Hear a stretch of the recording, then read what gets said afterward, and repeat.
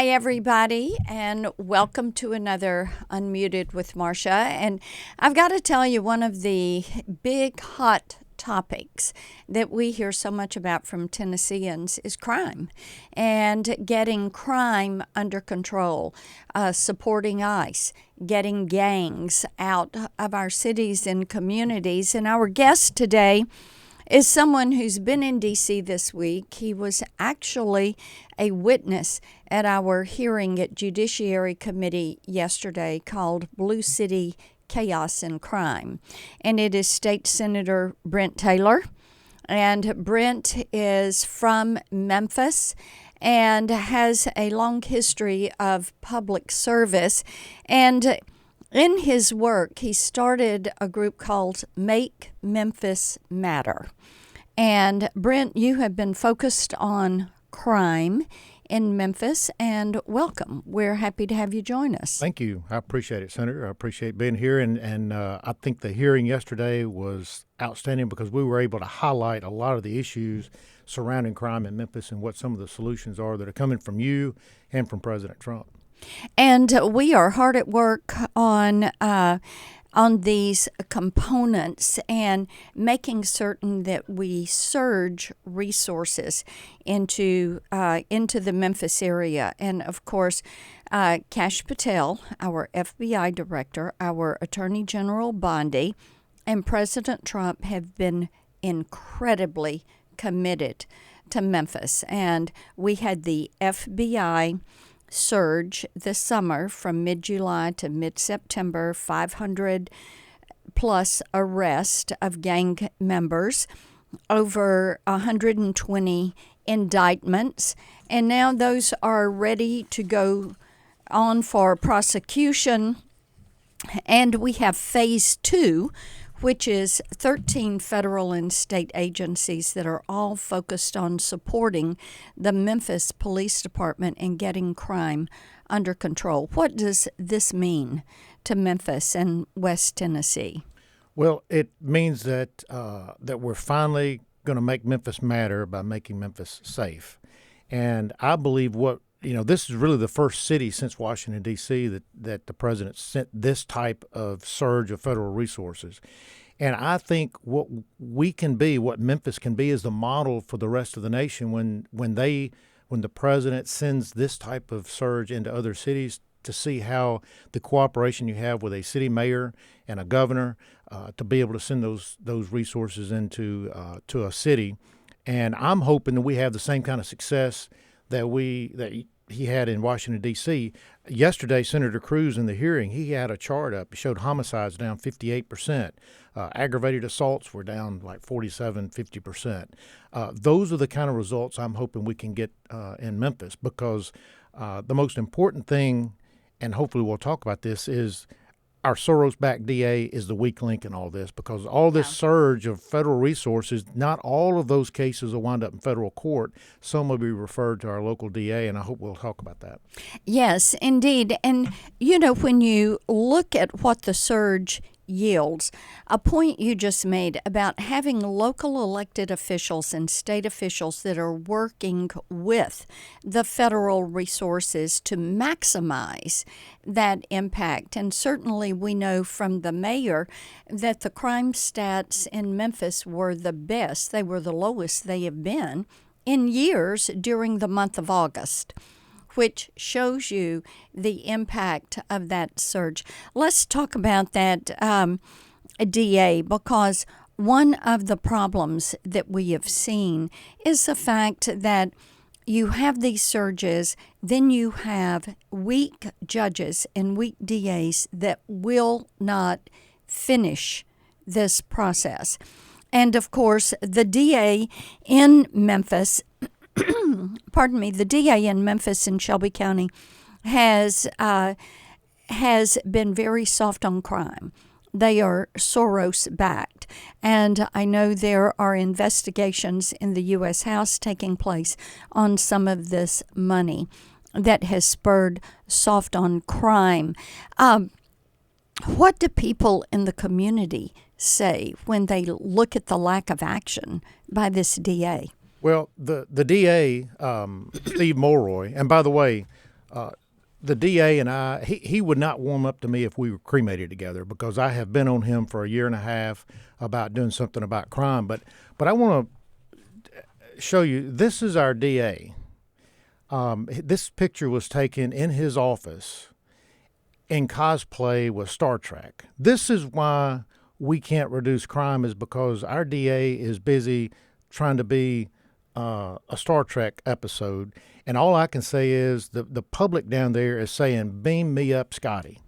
They have buyer's remorse, and they wish they had never elected him. And I hear, Senator, I hear from constituents that are not typical Republican constituents from the inner city. They're absolutely fed up with the crime in Memphis. And since you made the announcement that these federal resources are coming, I've had people call me, Black Memphians, saying thank you, because it's our community that's suffering. And so they're glad that these resources are coming, and they will be glad when the day comes when we have a new DA. And my hope is that the community is going to hold the DA responsible for moving forward on these. I have not talked to one single individual that wants to have a gang member moving into their community, renting a house, renting an apartment in their community, endangering their kids, and exposing their family to things they don't want to have that exposure to their children. They don't want drug dealers and pedophiles or people that are doing carjackings. They don't want them in the community. They don't want rapists and murderers in their community. So I think everyone is looking to the DA and the judges to do their job and get these people off the streets and out of the community. We are, and what their actions are doing is it's making Memphis like a Mad Max movie. And I actually worked and filed complaints with the Board of Judicial Conduct that we finally ran off rogue Judge Bill Anderson because he was letting people out on their own recognizance. He finally folded like a fourth grade love letter and decided that he was going to go to the park bench instead of the judicial bench. Judge Paula Skane, who colluded with our DA to get Courtney Anderson out of a 163-year sentence and to get that sentence commuted to time served, and he was released. And all of that is coming from the DA's own in-house Innocence Project, and where he's colluding with these judges to try to get them sprung from jail. So that's when I kind of sprung into action, wanted to make sure we could get rid of those woke judges. They're so woke that they're tired, they need a nap because they're not thinking clearly. And I have focused on our DA, trying to get him to do what he was elected to do, and that's put people in jail, not figure out how to get people out of jail. Yeah. Cashless bail. I've got legislation, and Representative Stefanik has it over in the House, and it would end cashless bail in D.C. and a second bill that would remove federal law enforcement grants from cities and states that practice cashless bail. What kind of impact has cashless bail had on Memphis and having these recidivist criminals out on the streets? It has had a huge impact. And first, let me take them in reverse order. First, I appreciate the bill that you're sponsoring of withholding federal funds for cities and communities that they engage in cashless bail, because that will hold these local communities accountable so that they won't be led around by the nose by these progressive nonprofits like Decarcerate Memphis and Just City and Vera Institute and the Justice Innovation Lab. They're all promoting this cashless bail. And in Memphis, we had these judges I just mentioned. They were letting people out on jail. Well, they had Jalen Lobley, who was arrested on gun charges. He was released on his own recognizance only about a month later to be found at 2 o'clock in the morning in southwest Memphis by the police. He gets in a gunfight with the police, and Officer Joseph McKinney was killed. They had a mass shooter in Memphis at the Royal Garden restaurant. Guy shot 4 people, and Rogue Judge Anderson let him out on his own recognizance after having done a mass shooting. And so I passed a law in the legislature that eliminated the ability to pay calculator, which is a proprietary calculator by the Vera Institute of Justice. They were using it in Shelby County. We outlawed it in Tennessee. And what we have seen is bail has gone up, and our people are staying in the jails longer, to the point now where our jail is really at capacity. But I would rather have a jail at capacity than to have a jail with capacity and having the criminals out on the streets terrorizing Memphians. And I think that people in Memphis are really so appreciative of your efforts and of the surge that we have seen there. So talk about that. We had people speak that talked about your efforts in getting these federal resources to Memphis, and what an impact it's going to have. And there are restaurants down there that are saying they'll give free meals to the National Guardsmen and the federal agents, law enforcement agents that are down there. And we got a lot of media attention, and we were able to point out the difference.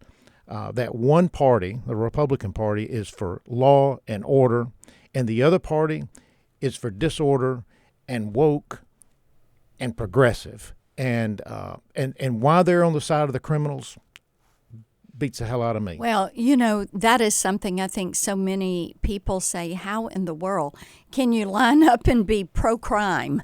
And, of course, we are thrilled with what we see with the resources in Memphis. And I know there's been a lot of attention on the Guard, but it's also Tennessee Highway Patrol and Bureau of Investigation.